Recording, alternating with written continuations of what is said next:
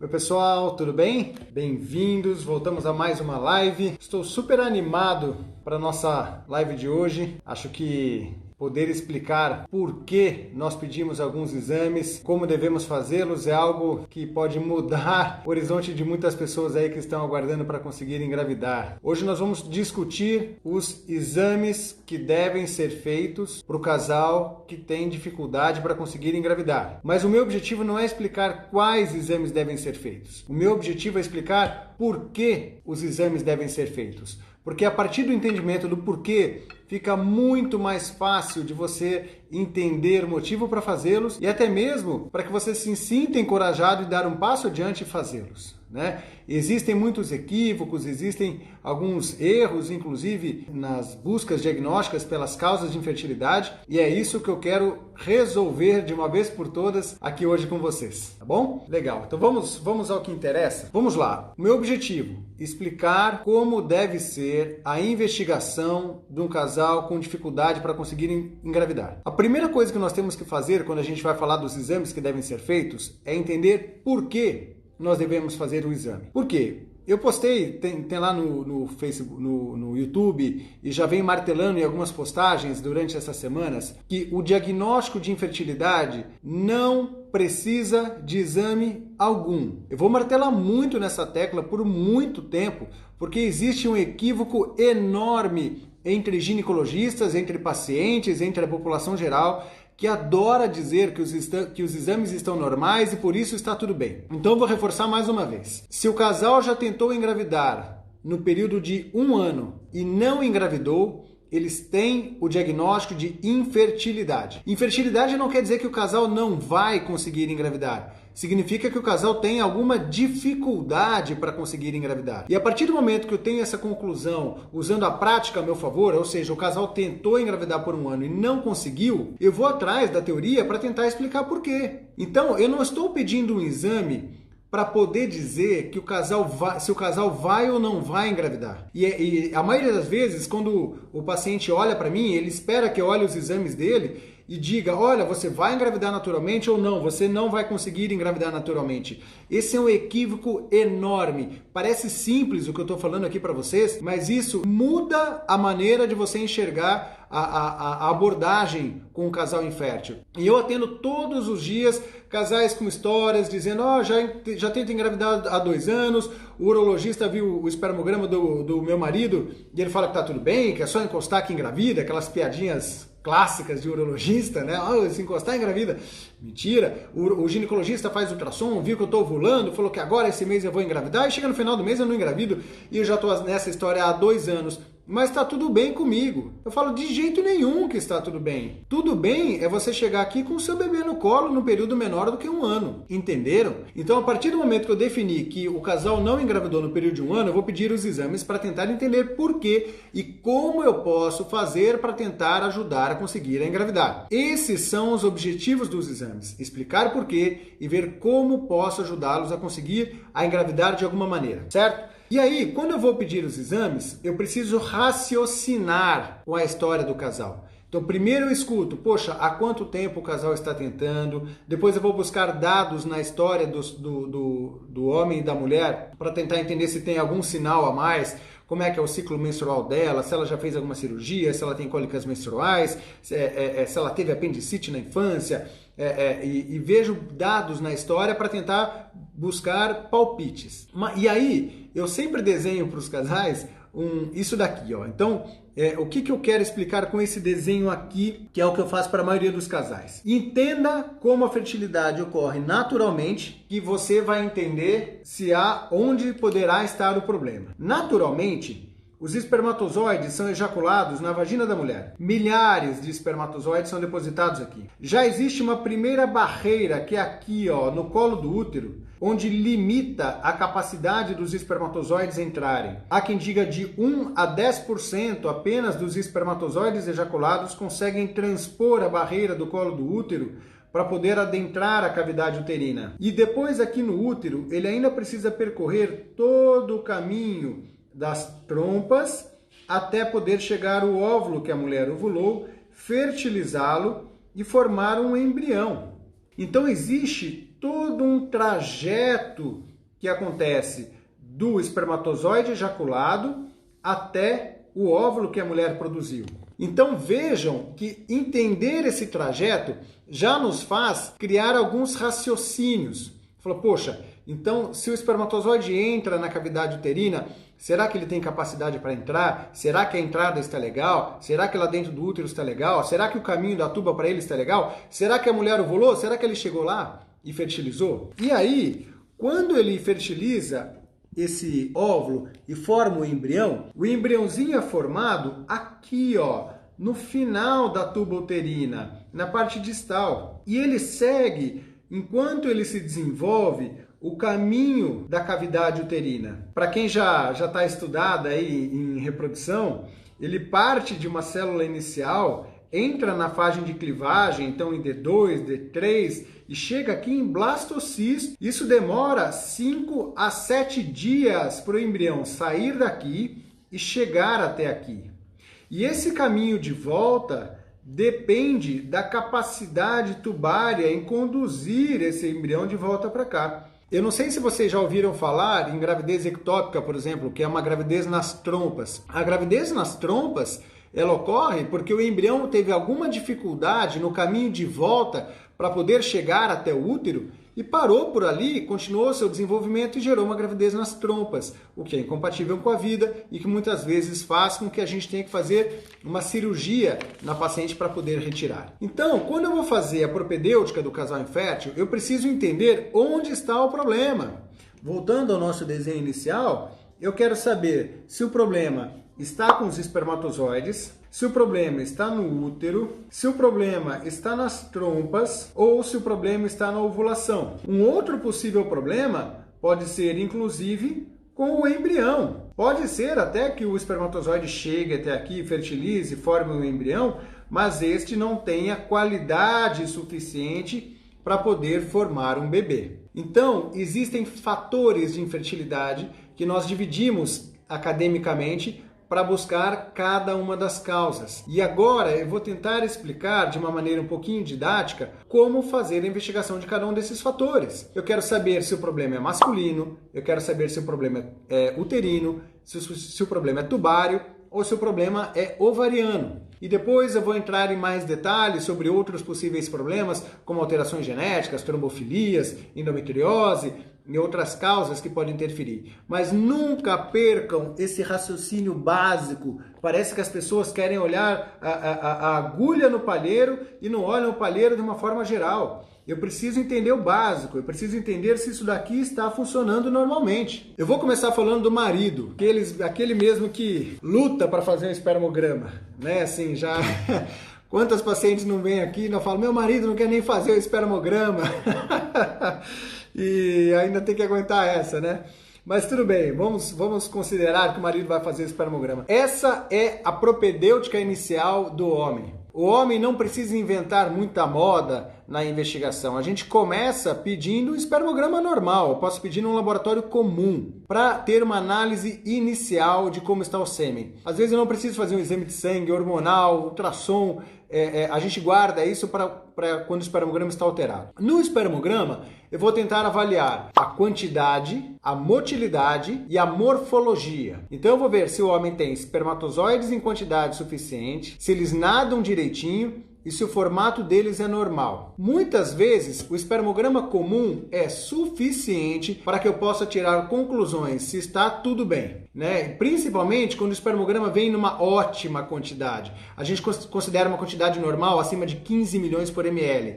E às vezes tem um espermograma com 40, 50, 70 milhões por ml. Eu falo, tá beleza, né? Aparentemente está tudo bem. Mas é importante nós entendermos que existem mais 2 tipos diferentes de espermograma além daqueles que se fazem em laboratórios comuns, além daqueles que têm cobertura do plano de saúde. Um deles é o teste de capacitação espermática ou processamento seminal. Vocês entenderam no nosso desenho que o caminho para o espermatozoide ele não é tão simples assim. Ele precisa ter muita capacidade para entrar no útero, do útero seguir o caminho das tubas, chegar no óvulo, fertilizar o óvulo. Então, uma coisa é pegar um espermograma, colocar os espermatozoides numa lâmina e olhar para a carinha deles. E outra coisa é testar para ver se eles realmente são capazes de conseguir levar a uma gravidez. Eu costumo fazer um paralelo pensa na corrida de São Silvestre. Eu tenho milhares de pessoas lá e eu quero tentar saber se eu tenho bons corredores ali. Então, quando eu faço um espermograma simples,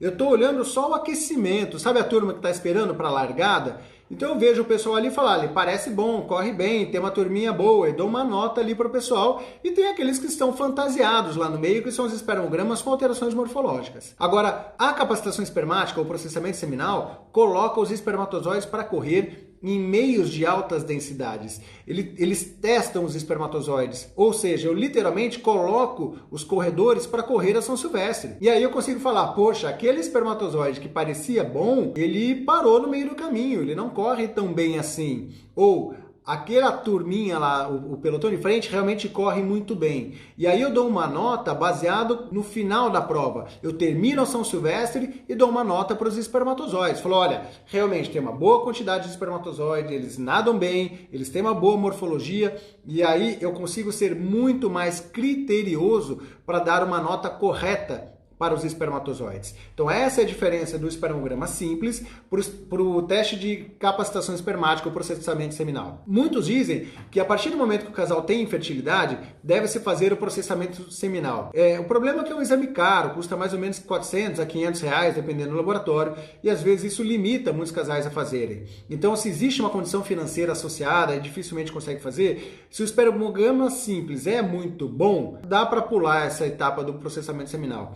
Agora, quando o espermograma é limítrofe, eu tenho dúvidas, será que é bom, será que não é bom? Aí eu faço esse exame. Outro motivo para fazer esse exame é quando eu estou em dúvidas de qual tratamento fazer. Se eu vou fazer uma inseminação artificial ou se eu vou fazer uma fertilização in vitro, será que o espermograma é bom o suficiente para eu fazer uma inseminação? Faça o teste de processamento seminal antes, que ele vai te ajudar a direcionar o melhor tratamento. O terceiro tipo de espermograma chama-se teste de fragmentação de DNA espermático. Ele avalia a integridade do DNA do espermatozoide. E às vezes eu tenho um espermograma normal, lindo, os espermatozoides nadam bem, mas eles têm o seu DNA fragmentado. E aí, quando eles fertilizam o óvulo, eles formam embriões de má qualidade, aumenta a taxa de abortamento, taxa de insucesso nos tratamentos. Então, hoje em dia, nós damos muito valor para o teste de fragmentação espermática, quando nós temos, por exemplo, um fator de risco masculino, ele tem sobrepeso, ele tem idade avançada, o homem tem tabagismo, tem exposições profissionais a altos calores, ou é super atleta, pedala bastante, então a gente percebe que existe um trauma testicular. Às vezes quando o homem tem varicocele e eu quero saber se eu vou operar ou não. Então são formas de olhar de uma forma diferente para aquele espermograma que parecia normal. Então, cuidado com o espermograma normal, porque existem diferentes maneiras de avaliar e quantas não são as vezes em que nós nos surpreendemos com resultados alterados onde imaginávamos que não era uma causa masculina. Então, nós já vimos aqui, então voltando aqui para o nosso desenho, já vimos os espermatozoides. Agora, eu quero avaliar o útero. Eu quero saber se o útero está colocando alguma limitação para o casal conseguir uma gravidez. Existem alguns fatores uterinos. Dentre eles, os mais comuns são mioma, pólipo endometrial e alterações no endométrio. Essas são as principais alterações uterinas para que a gente possa investigar se existe alguma influência que possa atrapalhar a fertilidade da mulher. Quando nós falamos na busca por miomas, o ultrassom geralmente é suficiente para fazer esse diagnóstico e ele vai precisar dizer para mim o tamanho e localização. Então, poxa, Davi, então mioma é causa de infertilidade? Depende, né? Então, voltando aqui para o nosso desenho. Se eu tenho um mioma, entendo que essa parte triangular de dentro do meu desenho é o endométrio, é aqui que o embrião vai chegar, correto? Então, se eu tenho um mioma que está aqui dentro, certamente ele vai me atrapalhar a conseguir engravidar. Agora, se eu tenho um mioma que está nessa região, que é o que a gente chama de intramural, não é o mioma que atrapalha a gestação. Ou se eu tenho um mioma subseroso, que é esse daqui fora do útero, também não é um mioma que atrapalha a gestação. Agora, mesmo que eu tenha um mioma intramural, eu posso ter miomas intramurais super grandes e às vezes interferem até mesmo com a parte tubária, né? Ou empurram a parte endometrial.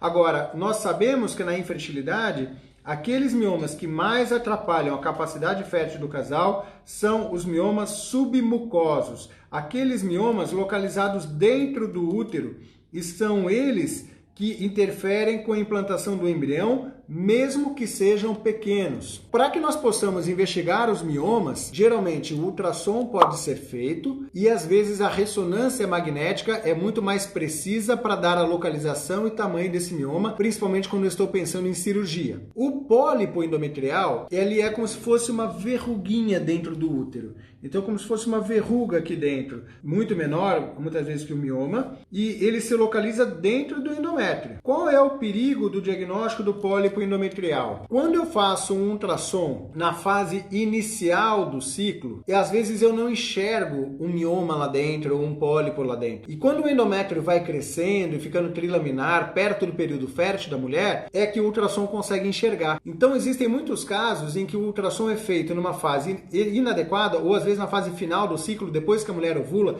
onde ele já está ecogênico, ele já está todo branquinho, fica difícil de enxergar o pólipo ali. Ah, doutor, mas eu já fiz vários ultrassons e nunca foi visto esse pólipo que o senhor está vendo agora. É porque eu tenho a chance de acompanhar vários ultrassons. Às vezes eu mesmo me surpreendo, eu falo, caramba, tem um pólipo aqui que eu não vi no outro exame. Então pode ter essa dificuldade técnica de conseguir enxergar esses pólipos e esses miomas pequenos que estão dentro do útero, e conforme a mudança do padrão endometrial, eu consigo chegar a um diagnóstico. Então, falei da parte masculina, falei da parte uterina. Na parte uterina também tem as questões endometriais. É o que a gente chama de cicatrizes endometriais ou sinéquias endometriais. Esse diagnóstico, ele geralmente é difícil de ser dado. Daqui a pouco eu vou falar de um exame chamado histerossalpingografia, que é uma forma de enxergar essas alterações, ou quando nós estamos acompanhando o período fértil da mulher e nós identificamos aqueles endométrios finos, difíceis de espessar, são alguns diagnósticos diferenciais. Questões masculinas, falamos. Parte uterina, falei de mioma, falei de pólipo e falei de sinéquias. Mas uma das coisas importantíssimas para nós podermos avaliar também são as tubas uterinas. As tubas uterinas, eles são o caminho para o espermatozoide chegar até o óvulo, né? Então, voltando lá para o nosso desenho. Quando eu vou avaliar a tuba uterina, normalmente, então, o espermatozoide ele vem aqui dentro da cavidade uterina, ele percorre o caminho das tubas, né? E chega aqui até o óvulo que a mulher ovulou para poder formar o embrião. Entendam que existem duas situações. Uma, a tuba tem que estar aberta, permeável, para que o espermatozoide consiga percorrer esse caminho e chegar até aqui. Outra coisa, ela precisa estar funcionando. Normalmente, eu vou ampliar essa imagem aqui. Quando eu quero avaliar uma tuba, fazendo um desenho aqui, ela tem cílios na sua cavidade. Esses cílios, eles conduzem o embrião de volta para o útero para levá-lo de volta para cá. Então, a tuba uterina não é só um caninho. A tuba é um órgão que busca captar o óvulo, inclusive. Essa captação, quando a mulher ovula, ela é ativa. Essa região da tuba uterina aqui, que é a fímbria, ela vai ativamente captar o óvulo da paciente para poder trazê-lo para dentro da tuba uterina e para que o espermatozoide consiga chegar até ali. Então eu tenho que tomar cuidado se ela está pérvia? Tenho. Se ela está na posição anatômica correta? Quantas histerossalpingografias eu não pego e a tuba está totalmente desviada para cima, né? Então, ao invés dela seguir o caminho para cá, a tuba está seguindo um caminho para cima, longe do ovário. Como que ela vai conseguir captar esse óvulo? E esse é o exame para que a gente possa fazer o diagnóstico tubário, a histerossalpingografia. É um exame chato pra caramba para fazer, a paciente fica em posição ginecológica, coloca um cateterzinho lá dentro do útero, injeta um contraste e faz alguns raios-x. É o exame que as mulheres mais temem a fazer. Eu já vou fazer aqui uma observação. A dor que se sente, ou o desconforto que se sente para fazer esse exame, depende do profissional e do material que ele está usando. Quando o profissional não tem cuidado, não é delicado ou usa equipamentos inapropriados, não inapropriados, o equipamento é apropriado, mas não tão ajustados para fazer o procedimento, muitas pacientes sim queixam de dor. Às vezes até a gente recomenda tomar um anti-inflamatóriozinho antes mesmo do exame para aliviar um pouquinho os sintomas durante o exame. Agora, existem alguns serviços de referência para fazer esse exame. Aliás, eu vou fazer aqui um agradecimento desde já. Em Piracicaba, na Unimed de Piracicaba, tem algum senhor, que eu nunca lembro o nome dele, eu não conheço, não sei quem é, mas ele todo mundo elogia. Por quê? Porque ele conversa com a paciente, ele explica, ele é delicado durante o exame e ele vai muito bem. Nenhuma paciente que volta de lá reclama de fazer esse exame. Outro lugar de referência é o Cura, em São Paulo, onde as pessoas elogiam os profissionais que estão fazendo o exame lá. Então, se você tem muito medo de fazer esse exame, saiba que existem alguns lugares de referência onde você pode fazer com o menor desconforto possível. Então, faço aqui os meus elogios a esses profissionais que fazem com delicadeza e gostam de fazer a esterossalpingografia. A esterossalpingografia não é o único método para avaliar a tuba, porque a laparoscopia, uma cirurgia, também é possível ser feita para poder avaliá-la, mas ela é guardada para um segundo plano. Normalmente a esterossalpingografia é suficiente. Agora, 2 cuidados super importantes. Primeiro, doutor, eu tenho que fazer esterossalpingografia? Sim, tem que fazer. Se passou um ano de infertilidade e não engravidou, tem que fazer. Quando que eu não peço a esterossalpingografia? Quando eu tenho já diagnosticado um fator masculino grave. Ou seja, eu sei que o espermograma é gravemente alterado, não vai conseguir chegar lá mesmo que o caminho esteja adequado, então eu não preciso colocar a mulher para fazer um exame tão desconfortável quanto esse. Então eu posso dispensar fazer a esterossalpingografia em caso de fator masculino grave. Então, maridos, por favor, façam o espermograma primeiro, veja se está tudo bem. Se estiver tudo bem, depois você vai mandar a sua esposa fazer esse exame de esterossalpingografia, que ele é bem desconfortável.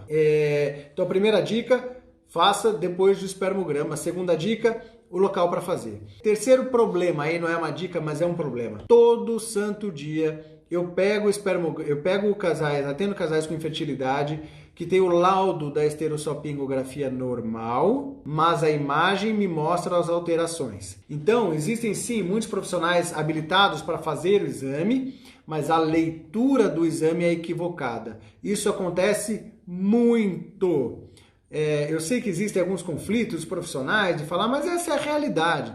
Então, quando eu pego uma esterossalpingografia, a última coisa que eu vou olhar é o laudo, porque o laudo erra em muitos casos e a gente tem que tomar cuidado com isso. O profissional especialista em reprodução humana tem que saber olhar a imagem da esterossalpingografia e ver se ele identifica algum problema no exame ou não. Muitas vezes a gente não precisa refazer o exame. A gente olha a imagem, mesmo daquele exame que foi feito há um certo tempo, e tira uma conclusão se ele veio normal ou alterado e quantas vezes eu não mandei de volta para poder corrigir o laudo, porque o laudo estava equivocado. Então, e quando eu pego um fator tubário, eu posso ter uma tuba obstruída, eu posso ter uma tuba dilatada, fora da posição anatômica, com retenção de contraste. Então não é só, minha tuba está obstruída. Não é só isso. Quero saber se ela tem dilatação, retenção de contraste, a dispersão do contraste, para que eu possa avaliar aderências pélvicas.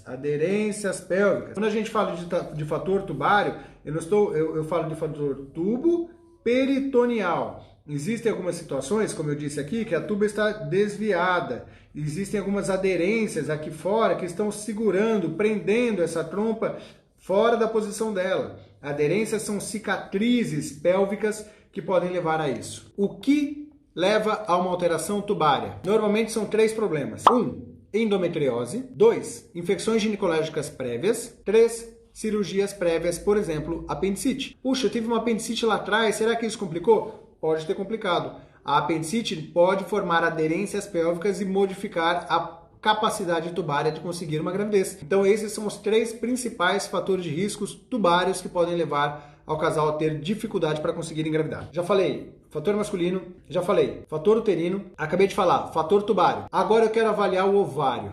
O ovário tem tanto equívoco, tanto erro e tanto erro de interpretação, que eu vou ser um pouco cuidadoso aqui para explicar isso para você. Quando eu avalio o ovário da mulher, eu tenho que avaliar 3 coisas. 1, se a mulher ovula. 2, qual é a reserva ovariana. 3, qual é a qualidade do óvulo. Essas 3 alterações ovarianas podem levar a dificuldade para conseguir engravidar e são completamente diferentes. Como eu sei se a mulher ovula? Basta ela me dizer que menstrua todo mês, regularmente, às vezes com alguns sintomas pré-menstruais, como dores nas mamas, uma coliquinha, aquele muco do período fértil, uma dorzinha no período fértil.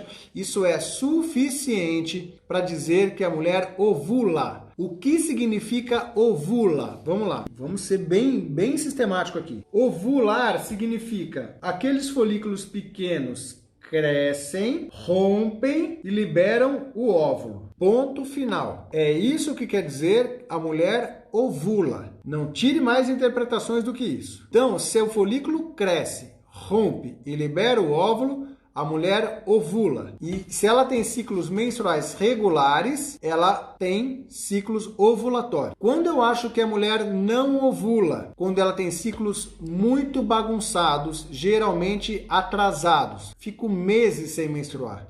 Eu não preciso nem de exame para dizer se a mulher ovula ou não ovula quando ela não menstrua por meses. Isso é suficiente para eu dizer, olha, você não ovula. Eu estou considerando que ela menstrua, ela tem menstruação, mas ela não menstrua por um longo período. Eu estou falando que ela não ovula. E às vezes eu não preciso nem de exame para confirmar isso. Agora, algumas mulheres têm ciclos irregulares. Poxa, Davi, eu menstruo a cada 40 dias, a cada 45 dias, tem mês que vai com 35, tem mês que vai com 50. E aí, eu ovulo? Boa. Agora eu vou fazer exames para saber se você ovula ou não. Quais são as formas de dar o diagnóstico da ovulação? 1. Dosar a progesterona do sangue. Se a mulher ovula, ela produz progesterona. Então, se eu doso a progesterona do sangue e ela está alta, eu tenho certeza absoluta que ela ovula. Nada mais produz progesterona senão aquele folículo que ovulou. Agora, tem muitas pacientes que vêm aqui e falam assim, minha progesterona é baixa, eu não ovulo. Não, não é que é baixa, você colheu no dia errado. Porque a mulher só ovula numa fase do ciclo. Vamos supor, uma mulher que tem um ciclo de 30 dias, ela ovula no 16º dia.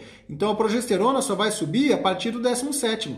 Então eu tenho que dosar a progesterona por volta do 22º dia do ciclo. Porque daí eu tenho certeza que ela já passou da fase ovulatória. Se a mulher tem ciclos de 40 dias, eu vou ter que dosar essa progesterona no 30º dia do ciclo, 32º dia do ciclo, para ter uma ideia. Então você calcula aí 8 a 10 dias antes da menstruação prevista e dosa uma progesterona. Progesterona está elevada, possivelmente você ovula. Então, progesterona elevada, você ovulou. Outra maneira de avaliar a ovulação é através do acompanhamento ultrassonográfico. Eu vou reforçar a palavra acompanhamento ultrassonográfico. Por quê? Porque tem muito ginecologista que vai lá e faz ultrassom no 13º dia do ciclo, porque era para ser o período fértil, e não vê um folículo ovulatório. E fala assim, você não ovula. Mas tudo bem. Agora, se ela for ovular lá no 30º dia do ciclo, no 13º ela não ia ter um folículo ovulatório. Ele precisaria acompanhar o período fértil dela, acompanhar vários ultrassons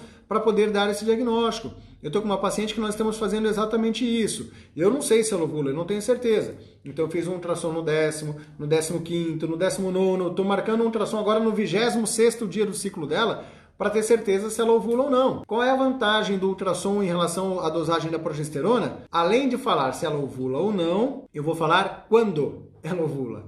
E aí eu ajudo o casal a fazer um planejamento do seu período fértil.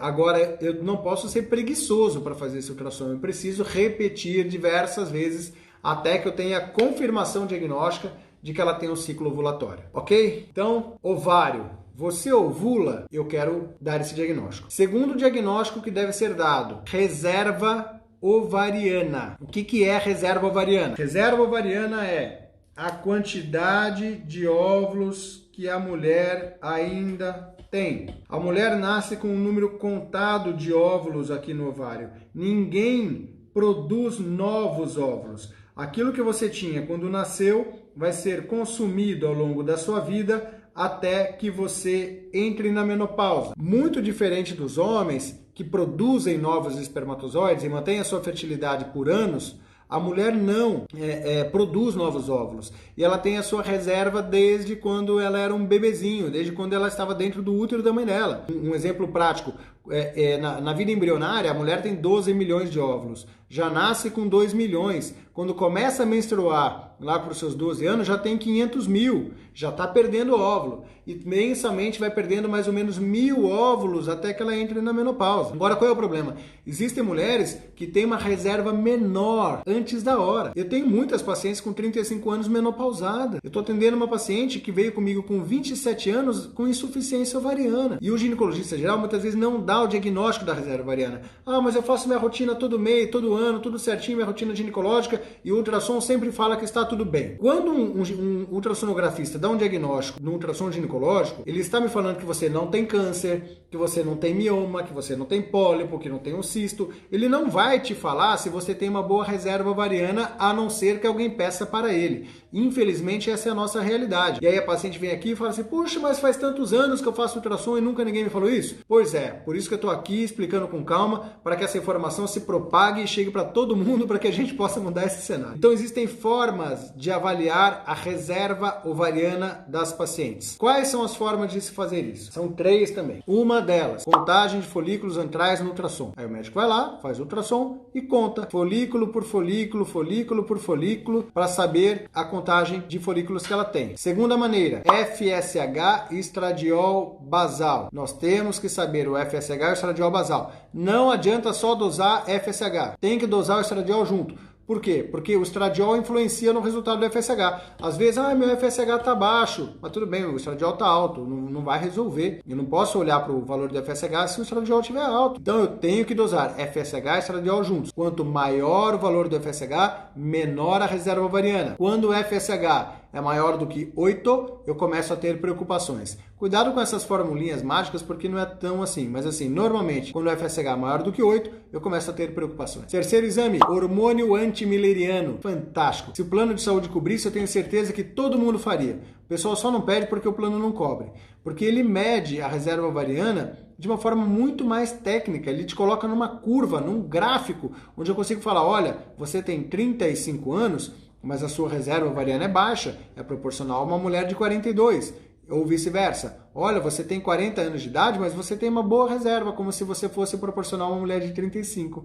Então, é possível medir a quantidade desses folículos. Mas, Davi, é importante medir a reserva ovariana? É fundamental, principalmente se você está próxima dos 35 anos e ainda quer ter um bebê, porque isso vai me dar um prazo. Vai me falar, dá para esperar um pouquinho, não dá para esperar um pouquinho, quando eu vou fazer um tratamento de FIV. Fazer uma fertilização in vitro sem saber a reserva ovariana é a mesma coisa que você, vamos supor, a mesma coisa que você ir para o mercado fazer uma compra, para o shopping fazer uma compra, e você não sabe quanto dinheiro você tem na carteira. Então, às vezes, você vai super otimista e fazer uma super compra, mas não tem dinheiro na carteira. Ou você vai, então, no meu exemplo, você vai fazer uma fertilização in vitro e não sabe quantos óvulos você prevê você ter. Como é que você vai calcular o seu esquema de indução? Como é que você vai calcular a dose do medicamento que você vai usar? Como que você vai fazer essas previsões, projeções, sem saber a reserva ovariana? É um equívoco começar uma FIV sem saber a reserva ovariana da paciente. Eu não estou falando que você tem que pedir o hormônio antimileriano para todo mundo que vai fazer FIV, mas no mínimo a contagem de folículos antrais, o FSH basal, ter uma ideia da reserva ovariana para planejar uma FIV, isso é fundamental e deve ser dito para o paciente. Olha, você tem uma boa reserva, uma média reserva, vou calcular a indução por conta disso, disso. Certo? Agora, baixa reserva ovariana não quer dizer que a mulher não esteja ovulando. E a mulher que não está ovulando não quer dizer que tenha baixa reserva ovariana. E o pessoal confunde isso direto. A mulher tem ovários policísticos, ela não ovula, e ela fala assim, meu ovário está indo para menopausa porque eu não menstruo mais, porque pelo fato de não menstruar, ela acha que ela tem baixa reserva ovariana e está chegando perto da menopausa. Eu falo, não, é o contrário, o seu ovário está cheio de folículo, só que ele não rompe, ele não ovula. Então, esse equívoco é comum. Outro equívoco comum, a paciente tem lá 43 anos, baixa reserva ovariana, mas menstrua todo mês certinho, regularmente. E ela fala, como é que eu tenho um problema se todo mês eu menstruo? Peraí, eu não falei que você não ovula, eu falei que a sua reserva é baixa. Entenderam a diferença? São informações completamente diferentes.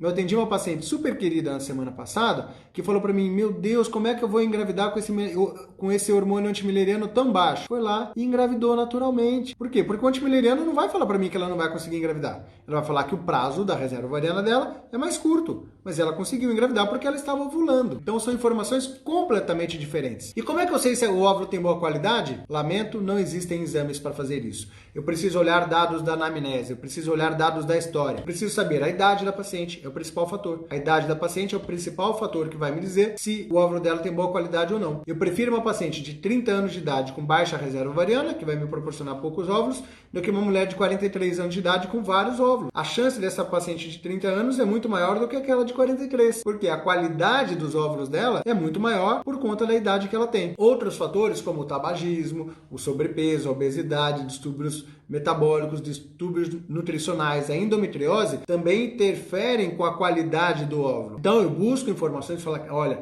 esse caso eu tenho que ficar ligado, eu tenho que ficar esperto, porque ela pode ser que tenha um óvulo de menor qualidade por conta disso.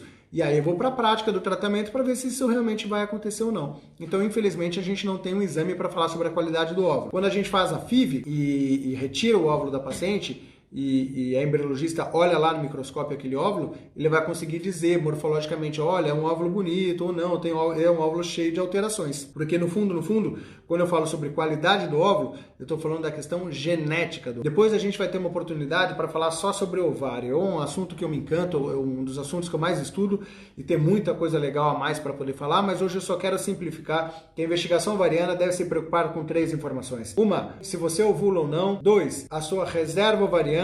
3, a qualidade do óvulo. Passando aqui para ver se a mulher menstrua regularmente, é sinal que ela ovula? Sim, principalmente se ela tem esses sintomas pré-menstruais. Vou fazer antimileriano, obrigada. De nada, faça porque vale a pena. Falar que tem um clone meu aí no Paraná, esse cara deve ser legal, deve ser uma pessoa bacana. Muito bem, falei, fator masculino, fator uterino, fator tubário, fator ovariano. Só com isso eu já consigo responder 80%, 90% dos casos de infertilidade. Então, às vezes a pessoa quer falar, e a trombofilia, e o exame genético? Gente, isso aqui é o suficiente para responder a grande maioria. Olha com muito carinho isso aqui antes de procurar pelo em ovo. Vai chegar um momento que é importante procurar pelo em ovo. É importante pedir um cariótipo. Teve uma pergunta que colocaram, daqui a pouco eu vou chegar nas perguntas, mas já adiantando uma. Doutor Davi, é importante pedir cariótipo para o casal? Eu peço, mas 1% vai ter o cariótipo alterado dos casais que têm infertilidade. E aí eu estou falando em questões genéticas, né? E as trombofilias, precisam fazer? Eu preciso tomar cuidado. A rotina básica de investigação para a infertilidade não inclui investigações de trombofilias. Por quê? Às vezes eu doso uma trombofilia e ela vem alterada, eu vou indicar o uso de heparina durante a gravidez para um casal que não teve nem fator de risco, né? Então, a propedêutica básica diz para não pedir. Poxa, mas eu não posso adiantar e pedir uma trombofilia, porque depois eu vou lá, faço um tratamento, engravido, aborto, para depois pedir um exame de trombofilia? Como é que fica essa questão? Então, a minha conduta pessoal não é, isso foge um pouco do academicismo. Então eu peço o cariótipo na primeira consulta, eu peço aquelas trombofilias que eu considero mais relevantes, que é a SAF, eu peço na minha investigação inicial, porque se vier alterado, eu vou mexer um pouquinho na minha propedêutica, nas minhas ações. Agora, todas as trombofilias, eu não peço, porque senão eu vou super tratar pacientes e posso levar até problemas com o uso dos medicamentos que poderiam ser evitados se eu sequer tivesse feito esses exames. Houve uma paciente que me perguntou, trombofilia causa infertilidade? Não, a trombofilia pode levar a abortamentos de repetição, não dificuldades para conseguir engravidar. Então tem pacientes que procuram a causa da infertilidade, não conseguem achar, aí vem o médico e fala assim, eu achei uma trombofilia, achei a causa da sua infertilidade. Cuidado, não é assim, não é tão simples assim, né? Olhe com carinho para os exames básicos antes de querer sofisticá-los, porque senão você corre um risco muito grande de cometer um equívoco. Agora, mesmo pacientes que fizeram todos os exames, em aproximadamente 5 a 10%, terão realmente os exames normais. E isso tem um nome, isso se chama infertilidade sem causa aparente. Infertilidade sem causa aparente significa você tem um problema, você tem infertilidade, mas eu, médico, não descobri qual é. Então, esse é a forma como se dá o diagnóstico de infertilidade sem causa aparente. O médico, quando faz os exames e vem normais e fala assim, olha, tá tudo bem? Não está tudo bem. Tem um problema porque você já passou de um ano e não conseguiu engravidar. O problema é que eu não consegui encontrar a causa, certo? Muito bem, acho que eu consegui falar tudo que eu queria falar. Porque hoje o foco é para nós discutirmos a investigação. como deve ser feita. Existem exames complementares que podem ser feitos, esteroscopia para entrar com uma câmera dentro do útero, laparoscopia para fazer uma cirurgia, ressonância, tem vários outros exames que podem ser feitos em situações especiais quando eu já tenho uma hipótese. Então, por exemplo, eu tenho a hipótese de que tem um pólipo lá dentro, eu posso ir com uma câmera lá dentro e retirar esse pólipo e confirmar se tem. Eu tenho a hipótese que a mulher tem endometriose, eu vou lá fazer uma cirurgia e depois vejo, confirmo o diagnóstico e retiro a endometriose. Depois a gente vai fazer uma live só sobre endometriose também, vai ser uma live extensa. Endometriose é uma comorbidade que realmente pode dar muita conversa aqui e eu não quero simplificar a minha conversa sobre endometriose hoje, porque senão eu posso até ser equivocado nas minhas palavras, certo? Teve uma pergunta aqui perguntando se já se nasce com ovários policísticos ou se adquire. Excelente. Se nasce com ovários policísticos ou é adquirido? Então, ovários policísticos normalmente é uma doença transitória. Você não tem ovários, você está com ovários policísticos, não necessariamente tem ovários policísticos. A principal causa de ovários policísticos é a obesidade, por exemplo. A gente pode, depois vai ter uma aula só sobre ovários policísticos, também é um assunto longo, extenso, amplo, mas assim, alguma coisa está fazendo a mulher não ovular. Isso é ovários policísticos. Alguma coisa está fazendo ela não ovular. Seja porque ela tem obesidade, ou porque ela tem resistência à insulina, ou porque tem alterações na tireoide, tem alterações nos seus hormônios masculinos, os androgênios, alterações na prolactina. Então, existe uma causa para a mulher ter ovários policísticos. Se eu trato a causa, ela volta a ovular normalmente. Então, ela estava com ovários policísticos e não é que ela tenha para sempre ovários policísticos. Às vezes, 40, 50, 60% das mulheres que têm ovários policísticos e obesidade, se perde substancialmente peso, volta a ovular e engravida naturalmente. Agora, é só a obesidade que leva a ovários policísticos? Não, tem muitas pacientes magrinhas que têm ovários policísticos e eu preciso tentar entender de onde isso vem. Às vezes eu também não consigo achar a causa e preciso tratar induzindo a ovulação dela. Mas não é que ela nasceu e vai ter pro resto da vida. Em hipótese alguma a gente pode tirar esse tipo de conclusão quando a gente fala em ovários policísticos, certo? Eu coloquei durante a semana aberto para que fizesse algumas perguntas e eu quero respondê-las, tá? Eu anotei uma aqui, foi legal. O paciente mandou assim para mim, ó. Eu quero engravidar rápido, me ajude. Olha que legal essa frase. Parece uma frase inocente, mas ela é muito comum. Aí o que acontece? A mulher vai começar a tentar engravidar, não tem nem um ano de tentativa, e ela quer engravidar rápido. Aí ela fala, já vou tomar um remédio para me ajudar a engravidar. Aí embanana tudo. Então a mulher quer acelerar o processo para ela conseguir engravidar, quer tomar algum remédio, e esse remédio pode ainda mais atrapalhar do que ajudar. Então, cuidado. Se você tem ciclos regulares, se você não tem nenhum problema de saúde já identificado e faz a sua rotina ginecológica normal, antes de querer acelerar, tente naturalmente, porque senão você pode se complicar. Ah, legal. Eu vou voltar aqui no raciocínio. Ó, então vamos lá. Eu falei, os exames não servem para dizer se a mulher vai ou não vai engravidar. Eu postei no Stories essa semana uma história de uma paciente minha que me ligou falando que tinha endometriose, que ela jamais conseguiria engravidar porque ela tem endometriose e que queria fazer uma fertilização in vitro e que estava no primeiro mês de tentativa. Falei para ela, olha, tudo bem, pode ser que você tenha dificuldade, mas não quer dizer que você não vai engravidar porque tem endometriose. Falou, não é porque o seu exame está alterado que você não vai conseguir engravidar. Batata, no primeiro mês de tentativa, ela conseguiu engravidar. Então, todas as perguntas que vocês me fizerem, como essa aqui, 41 anos e endometrioma no ovário esquerdo, eu consigo engravidar? Eu vou perguntar, você já tentou? Já tentou há mais de um ano? Se não tentou, não posso te afirmar. Eu acho que pode ser que você tenha alguma dificuldade, mas assim, quantas não vão conseguir engravidar naturalmente? Então eu tenho que ser cuidadoso quando eu vou dar essa resposta, né? Para mulheres com 41 anos, é óbvio que eu não vou deixar ela tentando um ano em casa. Eu vou dar de 3 a 6 meses no máximo para ela conseguir tentar. Mas é importante ela tentar engravidar, a não ser que venha algum exame que me diga, não é possível. Eu não tenho as trompas. Uma colocou aqui, eu não tenho as trompas, e agora? Agora realmente não dá. Isso é esterilidade, não é infertilidade. O marido não tem 0 espermatozoides. Isso é esterilidade, não vai conseguir engravidar realmente. Tive 4 abortos recorrentes até 8 semanas. Abortamento de repetição é uma outra novela também, onde aí sim eu vou ter que estudar bastante as trombofilias, causas genéticas, e a conversa vai longe e eu vou guardar essa resposta para uma próxima live. Trombofilia causa infertilidade? Causa levando a abortamentos, não causa levando a dificuldade para conseguir engravidar. Em quais circunstâncias preciso fazer o cariótipo? Quando tem abortamentos em repetição, eu peço o cariótipo logo na consulta inicial dos casais que têm plano de saúde para tentar afastar alguma doença genética também. Falha de implantações com embriões euploides. Ela fez um tratamento, transferiu um embrião euploide e não engravidou? eu tenho que investigar causas endometriais, mas tomem cuidado, porque embriões euploides não necessariamente implantam e não necessariamente são ótimos embriões. Faremos uma live para falar sobre estudo genético embrionário. Homem de 40 anos e não quer parar de fumar. Você vê que a gente tem que fazer um trabalho social aqui. A gente fala, ó, tem que parar de fumar, a tua mulher vai fazer um monte de coisa, né? Você tem que se dedicar também. A mulher também, ó, tem algumas que não querem. O cigarro é uma dificuldade muito grande.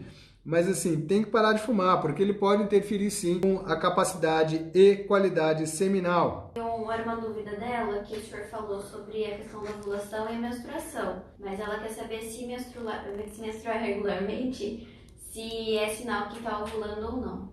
Até me desconcentrei aqui, Cacília, você mandou. Se a mulher menstrua regularmente, ela ovula. Ponto. Todo mês, 28 dias, você ovula. Certo? Ah, eu quero fazer o teste de ovulação na farmácia. Pode fazer. Faz um 12º, 13º, 14º que você vai ver que você ovula. Deixa eu ver aqui, em busca do milagre. Acho que já fiz todos esses exames citados pelo doutor. Misericórdia, é bastante coisa. Realmente é bastante coisa para que a gente possa investigar direitinho. Então, a mulher que sai do consultório de um especialista de infertilidade esteja preparada para fazer diversos exames, certo? Cariótipo normal, trombofilia também, 4 abortamentos. Abortamento na repetição é uma outra novela. Nós conversaremos, existem causas endometriais de abortamentos, inclusive, como endometrite crônica, questões imunológicas, são super controversos. Tem que saber quais trombofilias foram feitas, se foram feitas todas, as hereditárias, adquiridas, tem algumas trombofilias a mais. E nós temos que ser cuidadosos. E até mesmo qual é a sua idade, porque às vezes a causa é embrionária, a grande maioria das vezes a causa é o embrião, né? Alterações genéticas do embrião. A resposta pode ser bem longa. Então, Cristina, prometo para você que a gente vai fazer em breve uma live sobre abortamentos de repetição, que é um tema bem interessante e bem polêmico também, certo? Esse era o meu objetivo. Explicar para vocês como deve ser a investigação, o raciocínio. Voltando aqui para o nosso desenho, deixa eu voltar aqui para o nosso desenho para fazer o resumo, tá? Resumo, eu preciso saber como é que estão os espermogramas, como é que estão os espermatozoides. Marido, tem que fazer espermograma, não tem conversa. Eu quero saber como é que está o útero, eu quero saber como é que estão as tubas uterinas, eu quero saber se a mulher ovula, eu quero saber a sua reserva ovariana, se tem algum fator peritoneal como endometriose, se tem algum exame genético, se tem trombofilias. Então tem um monte de coisa, mas tudo setorizado. Eu tenho que raciocinar. Às vezes eu tenho um fator masculino e tenho um fator ovariano.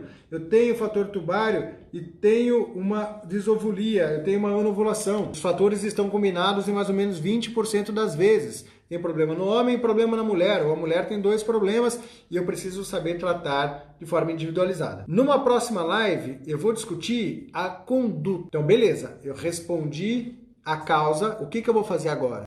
Talvez esse seja o tema da próxima live, eu estou me organizando aqui porque tem um roteiro que eu quero seguir, mas possivelmente esse seja o tema da próxima. Fala, bom, fiz o diagnóstico, e a conduta, né? E agora, eu tenho que fazer o que para conseguir engravidar, uma vez que você já achou qual é o problema? Então deixa uma sementezinha aí para nossa próxima live. Tudo isso faz parte de um grande projeto chamado Sentidos da Vida. Eu tenho um grande objetivo de trazer educação, conteúdo, orientação sobre todos os caminhos que podem te levar até a maternidade. E esse projeto ainda tem muita coisa por trás guardada que a gente está terminando. Isso é só o comecinho, né? Tô colocando o bolo ainda para assar, não coloquei sequer o recheio ou a cereja do bolo ainda está guardada para que a gente possa colocá-la no momento oportuno. Olha só, 38 anos, 15 anos tentando engravidar, inúmeros exames e nada. Pelo amor de Deus, os exames não te ajudam a conseguir engravidar. Essa é uma frase fundamental que eu estava quase indo embora sem falar. Obrigado, Mara. Mas eu já fiz tantos exames, eu já estou cansada em nada. Peraí, gente, exame ou tratamento, certo? Quando o médico atende um casal com dificuldade para engravidar, ele tem que ser rápido. Faça o exame. A hora que chegou o exame, cria uma hipótese e define uma conduta. Então, já vou definir aqui. Esse é o tema da nossa próxima live. Mara, me espera na próxima live. Eu vou, semana que vem, quinta-feira, às 18 horas, eu vou te responder. Porque isso é inadmissível. 15 anos tentando engravidar e vários exames, e faz exame, faz exame, faz exame, faz exame e nada. Isso é errado, não pode ser conduzido dessa maneira. Desculpa ser tão sincero assim, mas faz parte do meu perfil. Não é assim que se cuida de um casal com dificuldade para conseguir engravidar há 15 anos. Na próxima live eu vou ensinar o raciocínio para que a gente possa indicar os tratamentos. Hoje eu queria dedicar um tempo um pouquinho maior para fazer a investigação das causas. Bem-vindos aos Sentidos da Vida. Vamos embora que o nosso tempo está acabando. Dessa vez eu me estendi bastante e semana que vem nos vemos aqui de novo. Acompanhe nossas postagens lá aqui no Instagram, no Facebook, e agora tem o canal no YouTube também, que aos poucos a gente está carregando os vídeos. Eu estou tendo algumas dificuldades para carregar lá, mas em breve vai chegar um bom material. Sigam nossas páginas, compartilhem com as pessoas que vocês acham que vão conseguir ajudar a trazer conteúdo e informação. Mandem suas dúvidas, mandem suas perguntas, façam sugestões de temas e nos vemos toda quinta-feira às 18 horas aqui. Um abraço para todo mundo, boa noite, bom descanso e até breve. Tchau, tchau!